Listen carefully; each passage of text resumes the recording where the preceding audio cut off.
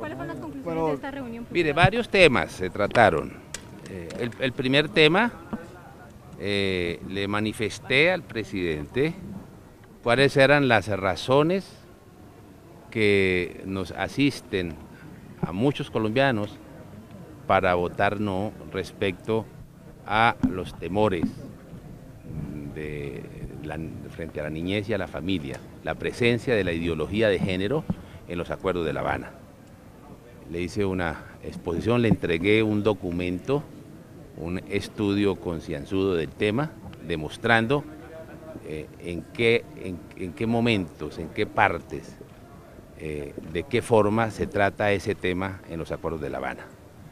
El presidente me manifestó que compartía esas preocupaciones y acordamos que el gobierno elaborará un documento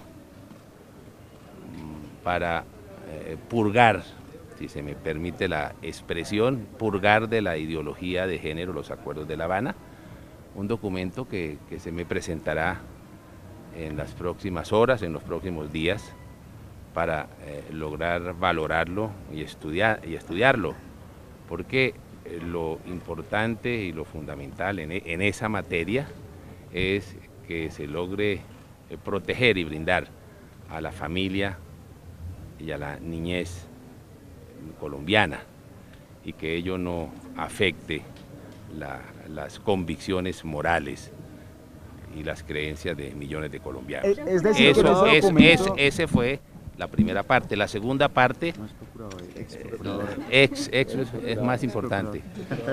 Y la segunda parte le reiteré precisamente aspectos esenciales. Yo ayer le entregué, socialicé por intermedio del doctor Gualina a la comisión 32 aspectos, 32 observaciones a los acuerdos. Resalté algunas de ellas en la mañana de hoy. Una, en materia de justicia, las penas de reclusión entre 5 y 8 años, iguales a la de los paramilitares, a delitos iguales, penas iguales. Igualmente le pedí nativizar la justicia transicional, la jurisdicción especial. No tiene sentido que tengan asiento jueces internacionales, no tiene sentido un órgano que carezca de controles. Yo pienso que debe ser un órgano nacional, un órgano nativo, incluso fortaleciendo nuestros propios jueces.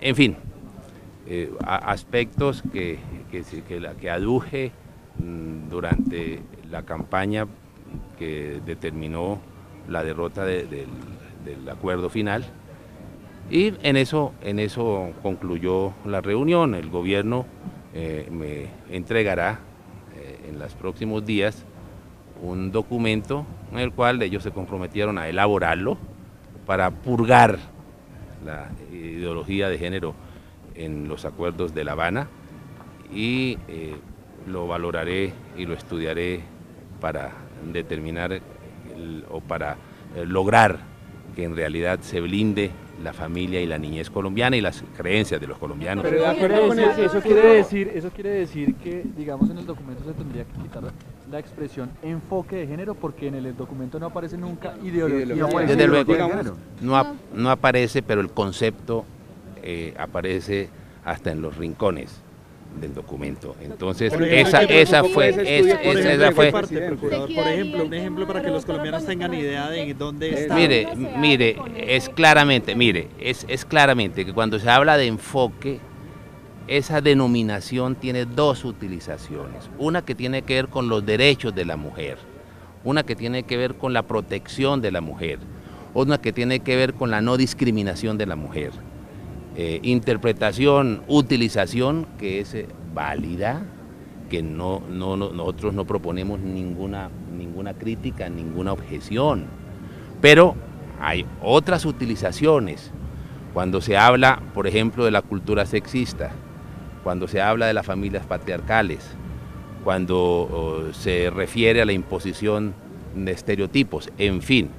Es que aquí y bien lo decía el doctor de la Calle, cuando explicaba el concepto de género, es en últimas la almendra de la ideología de género, cuando se define género sin relación con el sexo, y cuando se dice que el hombre no nace hombre ni la mujer mujer, sino que se hace. Ese es el concepto que va implícito en muchas de las utilizaciones de la palabra género.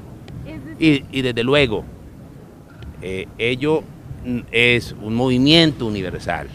Nosotros no es que ignoremos, quienes colocamos las observaciones o las prevenciones o las preocupaciones por ese tema, no es ni por ignorantes, ni por no haber leído, ni porque queríamos en últimas, de una manera engañosa, lograr una redacción, sino porque conocemos de sobra ese movimiento universal, que es un movimiento de reingeniería social, que implica una nueva antropología, que implica una imposición de una concepción del hombre y de la sociedad por parte del Estado, que implicaría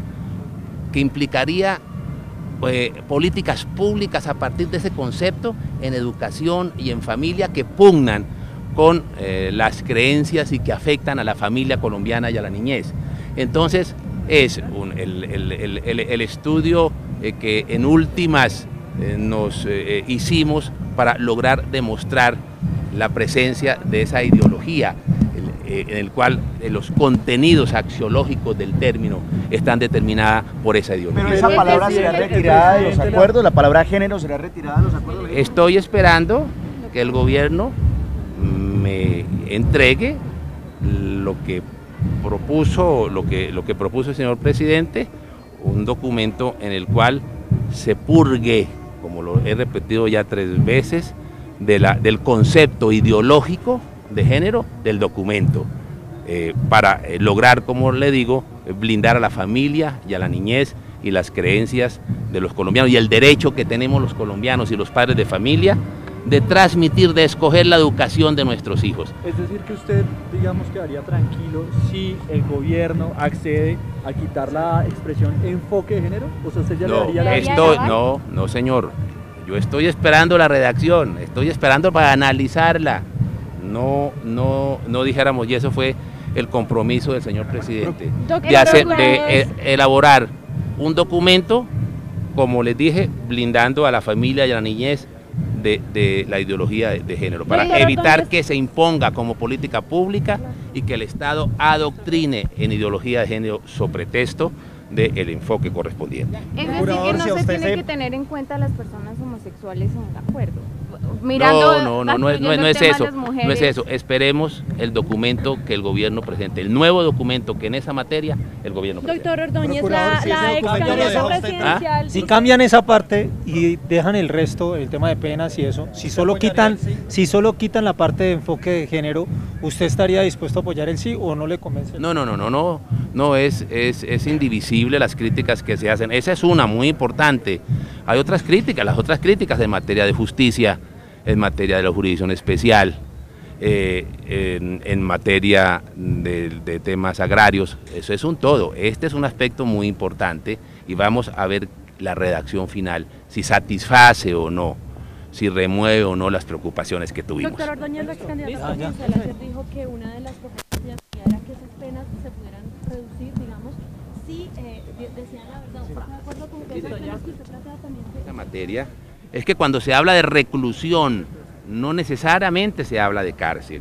Cuando se habla de reclusión como un mínimo contenido de los estándares internacionales, ello puede equivaler a las colonias agrícolas, pero son penas que deben ser equivalentes a los 5 o a los 8 años de los paramilitares.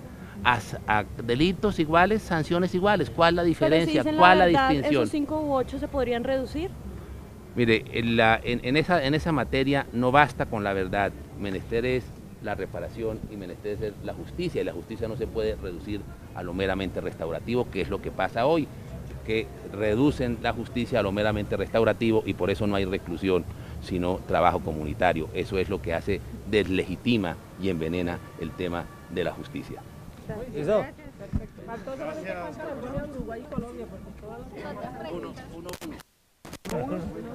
Gracias, maestro. Muchas gracias. Hay que empezar a cambiar el discurso. Sí, ganamos atención partido.